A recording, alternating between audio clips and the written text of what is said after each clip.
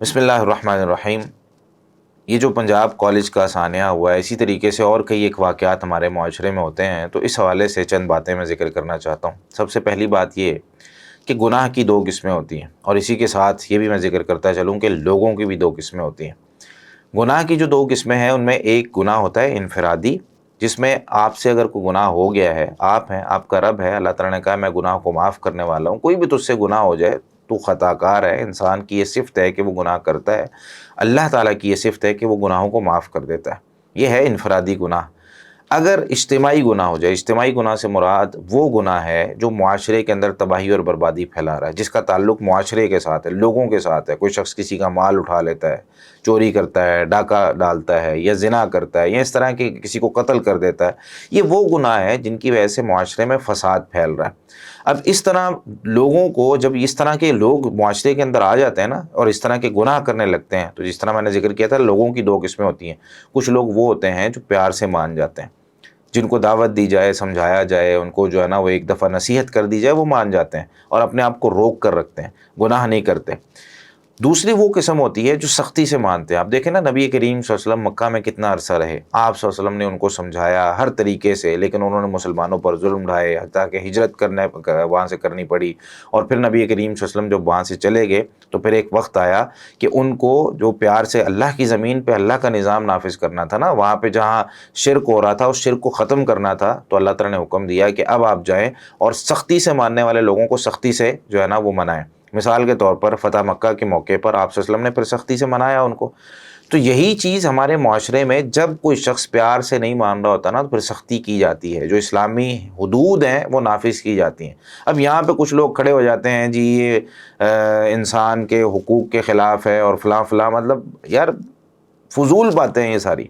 جب اسلام نے کہا ہے، اللہ تعالیٰ نے کہا ہے، اور یہ چیز سمجھ بھی آتی ہے کہ یار ایک بندے نے اٹھ کے ایسی کسی بندے کو قتل کر دیا، اور تمہیں کس نے حق دیا کسی کو مارنے کا؟ تمہیں کس نے حق دیا کہ تم جو ہے نا وہ کسی کے جا کے عزت کو خراب کرو؟ یہ کسی کے پاس حق موجود نہیں ہے۔ ہر مسلمان کی عزت ہے، احترام ہے، ہر مسلمان کے خون کی حفاظت کرنے کی نبی کریم صلی اللہ علیہ وسلم نے، اللہ تعالیٰ نے حکم دیا اس کا کہ اس کی حفاظت کرنی ہے۔ اگر کوئی شخص اس کا ناحق خون بہا رہا ہے تو یہ اجازت ہے کہ اس کو جو ہے نا بدلے میں قتل کیا جائے، تاکہ یہ معاشرے کے جو گناہ ہیں اور اس طرح کے جو معاشرتی مسائل ہیں وہ حل ہوں اور معاشرہ پرسکون ہو سکے۔ تو سب سے پہلے تو اس چیز کو سمجھ لیں کہ حدود کا جو نفاذ ہے، یہ اللہ تعالیٰ نے ہماری حفاظت کے لیے رکھا ہے۔ اگر کسی شخص کا گناہ ثابت ہو جائے تو اس کو حد لگانا وہ ضروری ہے، اس کو سزا دینا ضروری ہے۔ اور اس طرح کے کئی دفعہ گناہ اس طرح کے ہو جاتے ہیں یا معاشرے کے اندر، اور میرے بھائی وہ حدیث آپ کو یاد ہے جب ایک عورت نے چوری کی تھی تو نبی کریم صلی اللہ علیہ وسلم کے پاس سفارشی آ گئے تھے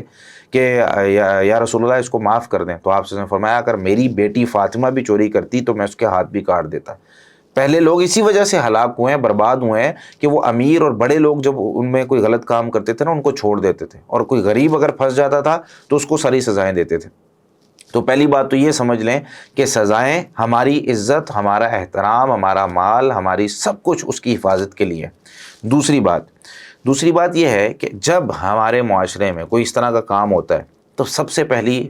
چیز جو ہمارے لیے ضروری ہے، ہم سوشل میڈیا استعمال کرتے ہیں، ہر بندہ استعمال کرتا ہے، میرے بھائی تحقیق، صبر سے بات سننا اور تحقیق کرنا، یہ بہت ضروری ہے۔ آج بغیر تحقیق کے، اللہ کی قسم بغیر تحقیق کے ہم لوگ باتیں شیئر کرتے ہیں۔ ہمیں نہیں پتہ ہوتا کہ یار یہ بات واقعی ہوئی ہے کہ نہیں، ہمیں نہیں پتہ ہوتا کہ یہ بات ایسے ہوئی ہے کہ نہیں۔ جب تحقیق کی جاتی ہے، مسئلہ کچھ کا کچھ نکلتا ہے، وہ بندہ جس کے بارے میں ہم کوئی ویڈیو وائرل کر دیتے ہیں، وہ بندہ جس کے بارے میں کوئی تصویر وائرل کر دیتے ہیں، وہ بندہ جس کے بارے میں ہم الزام آپ کو پتہ ہے الزام تراشی کی بھی اسلام نے سزا رکھی ہے، کسی مومن پر تہمت لگانے کی بھی سزا ہے، اور کسی پر الزام لگانے کی جو ثابت نہیں ہو سکا اس پر بھی سزا ہے۔ ہم لوگ بغیر تحقیق کے الزام لگا دیتے ہیں اور بغیر تحقیق کے اس کی تصویر، اس کی ویڈیو وائرل کر دیتے ہیں۔ میرے بھائی اس کے پیچھے 100 دفعہ سوچنا چاہیے۔ ہم صرف دیکھتے ہیں کہ سوشل میڈیا پہ ہمارے سامنے کوئی چیز آ گئی اور ہم اس کو فوری طور پہ شیئر کرنے کی کوشش کرتے ہیں۔ بھائی سوچ تو دیکھ لیں کس بندے میں، ضروری نہیں ہوتا کہ ویڈیو حقیقت پہ مبنی ہو، ویڈیو کا کوئی حصہ جو ہے نا کٹ کر کے، اس کی بات سے کٹ کر کے،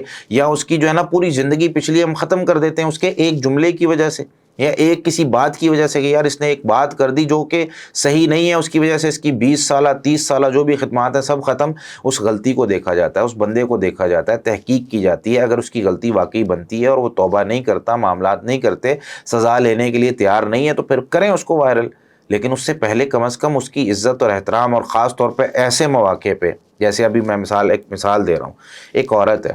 عورت کی جو عزت ہوتی ہے نا، یہ اس کا سب کچھ ہوتا ہے۔ ایک عزت دار عورت اگر وہ معاشرے کے اندر اس کی کوئی عزت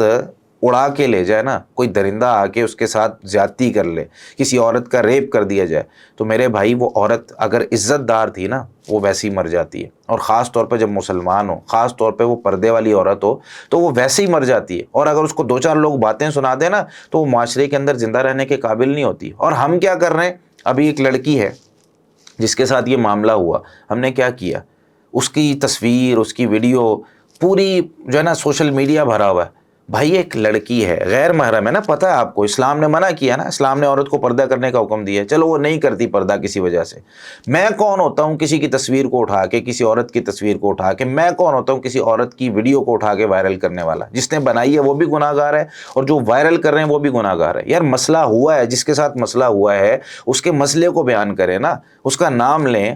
ٹرینڈ چلانا ہے ٹرینڈ چلائیں، جو بھی معاملہ کرنا ہے کریں، لیکن ایک لڑکی کی تصویر وائرل کرنے کا، وہ بھائی عزت دار ایک لڑکی اسی سے مر جاتی ہے کہ ساری دنیا کو پتہ چل گیا ایک گناہ، ایک معاملہ میرے ساتھ ہوا، میری عزت جو ہے نا کسی نے لوٹی، یا کوئی بھی معاملہ ہوا، تو اب اس میں کیا ہے، پوری دنیا کو پتہ چل گیا۔ اب وہ کہاں، کس علاقے، کس ملک میں، کس جگہ جا کے اپنی جو ہے نا زندگی گزار سکتی ہے؟ پہلے یہ ہوتا تھا کہ یار اگر ٹھیک ہے 4 لوگوں میں اگر بے عزتی ہو گئی ہے، 4 لوگوں میں کوئی معاملہ ہو گیا ہے، کم از کم علاقہ بدل کے، گاؤں بدل کے، سوسائٹی بدل کے کہیں جا کے وہ جی تو سکتی تھی۔ اب کیا ہے کہ ہم نے اٹھا کے اس کی ویڈیو کو وائرل کر دیا، ہم نے اٹھا کے اس کی تصویر کو وائرل کر دیا، کسی بھی شخص کے بارے میں کسی نے کیپشن لگایا کہ یہ بندہ جو ہے نا یہ کام کرتا ہوا پکڑا گیا، کوئی تحقیق نہیں، کوئی مسئلہ نہیں، اس کی تصویر کو وائرل کر دی، جہاں وہ جا رہا ہے بیچارہ اس کی بے عزتی ہو رہی ہے۔ بھائی تم نے اس طرح کیا تھا، یار بھائی ثابت ہی نہیں ہوا، کسی نے ثابت کرنے کی کوشش کی ہے، کسی نے معاملہ کرنے کی کوشش کی ہے۔ میں صرف اس معاملے کے بارے میں بات نہیں کر رہا، یہاں پہ تو جو بھی ان لوگوں نے کرنا ہے وہ ہماری حکومت، گورنمنٹ جو بھی کرے گی وہ کرے گی، میں صرف بات کر رہا ہوں کہ اس لڑکی کا بیچاری کا کیا قصور ہے جس کی تصویریں وائرل ہو رہی ہیں، جس کی ویڈیو وائرل ہو رہی ہے، اس کی عزت کیا بچے گی؟ باقی چلی گئی وہ دنیا سے، جو بھی معاملات ہوئے۔ لیکن کم از کم یار ہمیں تو سوچنا چاہیے نا، اس میں کیا دیندار طبقہ، کیا جو ہے نا وہ لبرل طبقہ، ان کو تو چلو ٹھیک ہے، دیندار طبقے کو تو یہ سوچنا چاہیے کہ بھائی میں اگر تصویر کسی، وہ غیر محرم ہے،